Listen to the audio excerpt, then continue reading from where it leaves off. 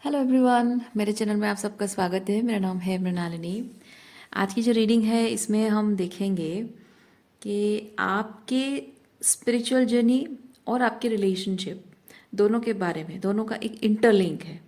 क्योंकि यहाँ पे मैं देख रही हूँ कि आपके जो रिलेशनशिप में, उसमें आपने रिलेशनशिप्स के प्रति आपका जो कमिटमेंट है वो छोड़ने पर आप मजबूर हुए हैं।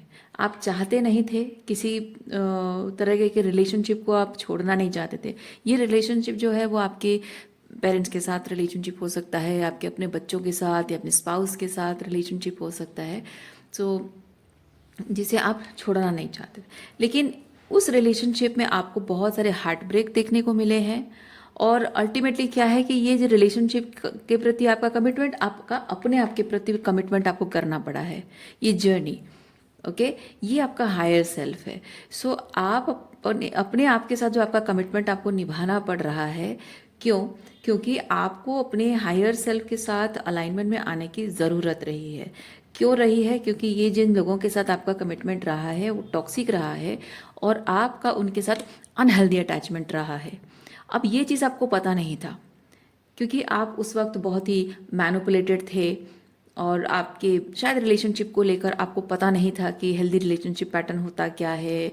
और इमोशनल, क्या बोलते हैं उसको, इमोशनल इंटेलिजेंस के बारे में शायद आपको बहुत अच्छे से पता नहीं थी। इसलिए शायद आप ये रिलेशनशिप जो निभा रहे थे इसको गलत तरीके से निभा रहे थे। क्योंकि यहाँ पे ये मून कार्ड के साथ मैं फील कर रही हूँ सबकॉन्शियस। ठीक है, तो आपका सबकॉन्शियस में बहुत कुछ ऐसे पैटर्न्स रहे हैं जो कि आपके हायर सेल्फ के अलाइनमेंट में नहीं है, टॉक्सिक अटैचमेंट है और ये बहुत डीपली रूटेड रहा है। क्योंकि ये जो पेशेंस कार्ड है मुझे ये चीज़ बताता है कि आपको ये सब टॉक्सिक रिलेशनशिप, ये सब जो पैटर्न्स है, इसको हीलिंग करने में आपको बहुत टाइम लगा है। ओके, बहुत लंबा समय आपने इस पैटर्न में गुजारा है। और जबकि बहुत लंबे समय की बात है तो जाहिर सी बात है कि बचपन से ही एक आपकी ग्रूमिंग इसी तरह से हुई है। और अब ये चीज़ है कि आपको वो हीलिंग करने की ज़रूरत है।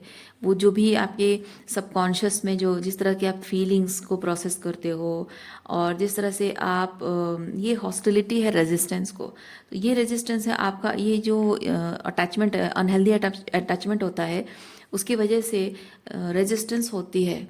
कोडिपेंडेंसी होती है तो रेजिस्टेंस होती है। अटैचमेंट आपके अपने आप को लेकर एक, अपने आप को आप खुद ही एक हाई पेडेस्टल पे रखते हो क्योंकि ये जो रिलेशनशिप है वो भी आपको हाई पेडेस्टल पे रखता है।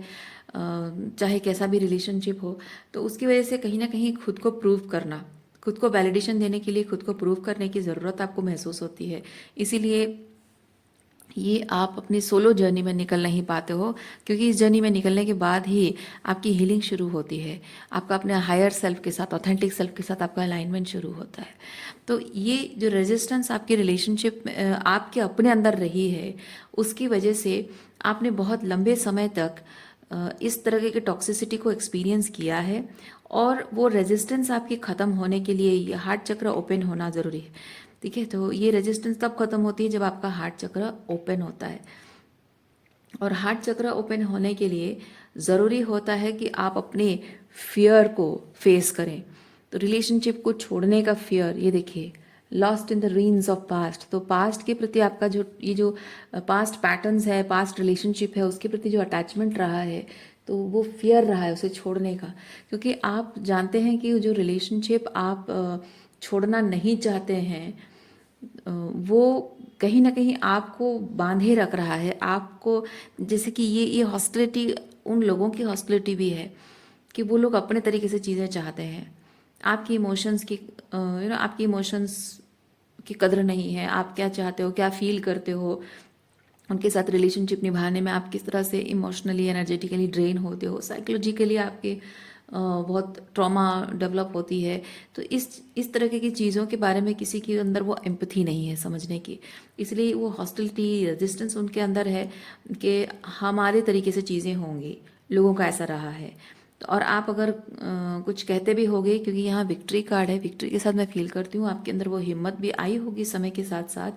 क्योंकि स्टॉर्म वार्निंग एंड विक्ट्री मुझे ये चीज़ बताता है कि आपके अंदर हिम्मत आई होगी और आपने कॉल आउट किया होगा, और जब आपने कॉल आउट किया होगा तो यहाँ लोगों के अंदर रेजिस्टेंस है कि नहीं, हम गलत हो ही नहीं सकते, ठीक है, तो तुम अपनी जगह सही हो, ठीक है, लेकिन हम गलत नहीं हो सकते हैं। तो इस तरह के सिचुएशन में क्या होता है कि जब बात रिलेशनशिप को सही करने की आती है तो वहाँ पे ज़रूरी होता है कि रिलेशनशिप में जो भी अनफुलफिलिंग है वो अनफुलफिलिंग चीज़ों को समझना और उस चीज़ को ख़त्म करना और रिलेशनशिप में फिर से चीज़ों को सही करना, उसके लिए दोनों की तरफ से एफर्ट्स होने की ज़रूरत है। लेकिन यहाँ पे मैं देख रही हूँ कि आप अकेले ही इस रिलेशनशिप में अपने आप ही आप अकेले काम कर रहे हो और आप इंतज़ार की एनर्जी में हो, इंतज़ार कर रहे हो, क्लोजर का इंतज़ार कर रहे हो कि हाँ जो भी हुआ उस चीज़ के बारे में कोई अकाउंटेबिलिटी ले, कोई समझे, मेरी फीलिंग्स को समझे, मेरी रिलेशनशिप को लेकर मेरी ज़रूरतों को समझे, मेरी मोरल्स एंड वैल्यूज़ की रिस्पेक्ट करे, कोई मुझे वैसे ही एक्सेप्ट करे जैसे मैं हूँ। तो बेसिकली ये चीज़ हो रहा है कि आपके ये जो रिलेशनशिप है इसमें एक तरफा हो रहा है सब कुछ।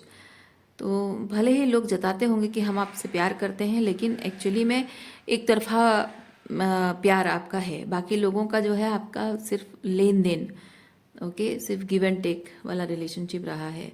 सो भले ही उन लोगों के साथ आपका जो कनेक्शन है वो बहुत ही यूजुअल सोशल सर्कल, मतलब मैं फील करूँ बहुत ही फैमिलियर चेहरे भले ही हों, इसीलिए मैंने स्टार्टिंग में कहा फैमिली, तो फैमिलियर चेहरे भले ही हों, लेकिन जस्ट बिकॉज उनका ब्लड रिलेशनशिप है, बचपन से आप देखते आ रहे हो उनको, इसका मतलब ये नहीं कि वो जो भी डिस्टॉर्शन फैला रहे हैं आप उसे अग्री करते रहो हमेशा। तो और शायद उसी वजह से आप अग्री करते रहे हैं बहुत टाइम से, और लेकिन अब वो चीज़ नहीं हो रही है। With the victory and storm warning मैं फील कर रही हूँ कि आपने शायद लोगों को अल्टीमेटम दे रखा है और लोगों को ये चीज़ बता रखा है कि रिलेशनशिप निभाना कोई कोई सही गलत ऐसा नहीं होता कि कोई एक इंसान सही है और कोई दूसरा इंसान गलत है, या हमेशा मैं ही राइट हूँ तुम गलत हो, या फिर तुम हमेशा राइट हो मैं गलत हूँ, ऐसा नहीं है। कभी कभी तुमसे गलती होगी, कभी कभी मुझसे गलती होगी, लेकिन जहाँ मेरी गलती है मैं उसे एक्सेप्ट कर रहा हूँ या कर रही हूँ, तो तुम भी अपनी गलतियाँ एक्सेप्ट करो। लेकिन यहाँ पे इनडिसीजन मुझे ये चीज़ बताता है कि लोग अपने तौर तरीके जो है वो छोड़ना नहीं चाहते हैं। उनका दिमाग में वही चीज़ उन्होंने सेट कर रखा है कि नहीं, हमारा जो तरीका है गलत हो ही नहीं सकता। इसलिए शायद आप दोनों के आप इन लोगों के साथ आपकी जो रिलेशनशिप है एक तरह से विद द वर्ल्ड, कार्मिक एंटेंगलमेंट खत्म करने के लिए आपको इन लोगों से सेपरेशन या फिर रिलेशनशिप एंड करना वो आपको चुनना पड़ा है, मजबूर किए गए हो आप बिकॉज ऑफ देयर रेजिस्टेंस। और जबकि देखिए यहाँ पे cross the bridge of happiness, यानी कि जब दो लोग साथ में होते हैं तो नदी किनारे, है ना, नदी किनारे साथ साथ चलते हैं, एक ही किनारे में साथ साथ चलते हैं, लेकिन जब रास्ते अलग हो जाते हैं तो ऐसा होता है कि ये नदी और नदी के उस पार, है ना, एक किनारे में वो एक किनारे में आप, एंड तो ये जो ब्रिज है, ये ब्रिज आप को ब्रिज पार करके आपको उस तरफ जाना है। क्यों कह रही हूँ, क्योंकि यहाँ पे ये दूसरा कार्ड है, have the courage to be free, okay, have the courage to be free. तो आपको कहा जा रहा है कि ये आपके और उनके बीच जो एक ब्रिज अभी भी बना हुआ है, आप एनर्जेटिकली दूसरी तरफ जा चुके हैं, नदी के उस पार आप जा चुके हैं, मतलब दूसरी छोर पर दूसरे किनारे में जा चुके हैं, लेकिन अभी भी आपके और उनके बीच एक ब्रिज बना हुआ है। सो इस चीज़ के साथ have the courage to be free, इस चीज़ के साथ यूनिवर्स आपको ये चीज़ कह रहा है कि you have to burn the bridges, you have to burn the bridges, और पीछे मुड़कर आपको नहीं देखना है। इसीलिए आपका जो डर है, किस चीज़ का आपका डर है, इसलिए आप पीछे मुड़कर देख रहे हो, वो डर को आपको ख़त्म करना होगा। ओके, सो रिलेशनशिप को लेकर आप जो एक्सपेक्ट करते रहे हैं कि केयर, रिलेशनशिप को लेकर जो केयर एंड कंसर्न मेरे अंदर है उनके अंदर भी आए, ये वेटिंग एनर्जी में जो आप हो, you have to end it. क्योंकि जहाँ कोई आपके साथ रिलेशनशिप को लेकर उस तरह से नहीं फील करता है, अपने आप पर काम नहीं करना चाहता है, ऐसे लोगों के साथ रिलेशनशिप हमेशा अनफुलफिलिंग रहता है, उसमें कुछ ना कुछ कमियाँ रहती हैं। तो ऐसी स्थिति में ऐसे रिलेशनशिप को उनके हाल पे छोड़ देना अच्छा रहता है। लेकिन अगर आप उम्मीद करते रहोगे, हमेशा इंतज़ार करते रहोगे, तो इंतज़ार ही करते रह जाओगे, और रिलेशनशिप में जो डिज़र्व करते हो वो चीज़ आपको कभी मिल नहीं पाएगा, क्योंकि बात ये नहीं है कि आप ये रिलेशनशिप एंड करके दूसरा रिलेशनशिप में जाओगे। बात ये है कि आप रिलेशनशिप में जो डिज़र्व करते हो, आप इंतज़ार करके आप उनको ये सिग्निफाई कर रहे हो कि मैं ब्रेड क्रम्स डिज़र्व करती हूँ, तुम लोग रिजेक्ट कर रहे हो मुझे और मैं रिजेक्शन को टॉलरेट करने को तैयार हूँ, तो वो वही चीज़ करते रहेंगे। लेकिन जब आप जो प्यार डिज़र्व करते हो उस प्यार के लिए अगर आप स्टैंड लोगे, तो जो सेल्फ लव में आप ऑपरेट करोगे, जैसे मैंने यहाँ कहा कि लोगों के प्रति आपकी कमिटमेंट को आप छोड़ रहे हो और अपने आप के साथ कमिट कर रहे हो, तो अपने आप के साथ एक हेल्दी अटैचमेंट आपको बनाना है। तो ये जो हार्ट ब्रेक है, इस हार्ट ब्रेक को आपको हील करना है, ये हीलिंग करनी है आपको। तो you have to stand your ground. ये हॉस्टिलिटी भले ही रेजिस्टेंस है, लेकिन अब ये चीज़ है कि सेल्फ अवेयरनेस के साथ अपने आप को प्रोटेक्ट करना, अपने हाईएस्ट गुड को समझना और उसके लिए स्टैंड लेना, ये वो चीज़ भी है। So when it comes to your healing, your alignment, your authentic self के साथ अलाइनमेंट, तो उसके लिए ये चीज़ है कि आपको अपने खुशी के, अपने सपनों के लिए, अपने सम्मान के लिए आपको स्टैंड लेना होगा। और ये आपका सेल्फ लव है। तो जब अपने आत्मसम्मान के लिए आप स्टैंड लोगे, तभी तो लोगों को समझ में आएगा कि लोग ये सिग्निफाई करोगे आप कि मैं ब्रेड क्रम्स रिसीव नहीं करना चाहती हूँ, मैं कॉम्प्रोमाइज़ नहीं करना चाहती हूँ, मैं अपनी वैल्यू को कॉम्प्रोमाइज़ करके रिलेशनशिप नहीं निभाना चाहती हूँ। रिलेशनशिप में जैसे तुम्हारी फीलिंग्स है, मेरी भी फीलिंग्स है, तुम्हारी ज़रूरतें हैं, मेरी भी ज़रूरतें हैं, तुम्हारी इमोशनल बाउंड्रीज है, मेरी भी इमोशनल बाउंड्रीज हैं, तुम्हारा सेल्फ रेस्पेक्ट है, मेरा सेल्फ रेस्पेक्ट है। जो रिलेशनशिप में तुम एक्सपेक्ट करते हो, वैसे ही मैं भी एक्सपेक्टेशंस रखती हूँ। सिर्फ तुम्हारी एक्सपेक्टेशन पूरी होगी और मेरी फीलिंग्स की, मेरी एक्सपेक्टेशन की कोई वैल्यू नहीं है, ऐसा नहीं हो सकता। तो जो भी होगा म्यूचुअल होगा, जो भी होगा इक्वल होगा, कुछ भी अलग नहीं होगा। इसमें किसी तरह के कोई भी हिपोक्रेसी नहीं चलेगी कि वही नियम तुम्हारे लिए लागू है और वही नियम मेरे लिए नहीं लागू हो सकता, मेरे फ़ायदे के लिए अगर मैं कहूँ तो नहीं हो सकता, ऐसा नहीं चलेगा। या फिर जो नियम मुझ पर लागू होता है, मुझ पर लगाम कसने के लिए, कंट्रोल करने के लिए, डोमिनेट करने के लिए, मैनिपुलेट करके तुम इस्तेमाल करते हो, और अपने लिए अपनी बारी जब आती है, अकाउंटेबिलिटी की बारी आती है, तो तुम्हारे पास हज़ार एक्सक्यूजेस होते हैं। तो इस तरह की जो हिपोक्रेसी नहीं चलेगी। ठीक है, तो ये आप अपने लिए स्टैंड लेकर ये चीज़ उनको मैसेज दे रहे हो, तो सामने वाला जब वो चीज़ देखेगा, अपने आप उसको समझ में आएगा। और समझ सबको आता है, आप ऐसा मत सोचिए कि किसी को समझ में नहीं आता, समझ सबको आता है कि आप चाहते क्या हो। लेकिन हाँ, इंपॉर्टेंट ये होता है कि कोई उस बात का सम्मान करता है और आपके लिए स्टैंड ले, आपके लिए कुछ करता है। या कुछ लोग होते हैं कि भाड़ में जाए मुझे क्या पड़ी है, ये कह के कुछ लोग आपको इग्नोर करते हैं। तो उसी में आपको समझ में आएगा कि कौन आपके लिए है और कौन आपके लिए नहीं है ना। सो इसीलिए आपको यूनिवर्स कह रहा है कि ये जो वेटिंग एनर्जी में आप हैं, इंतज़ार कर रहे हैं कि कभी शायद हमारे बीच सब कुछ ठीक हो जाएगा, यूनिवर्स आपको कह रहा है कि have the courage, have the courage,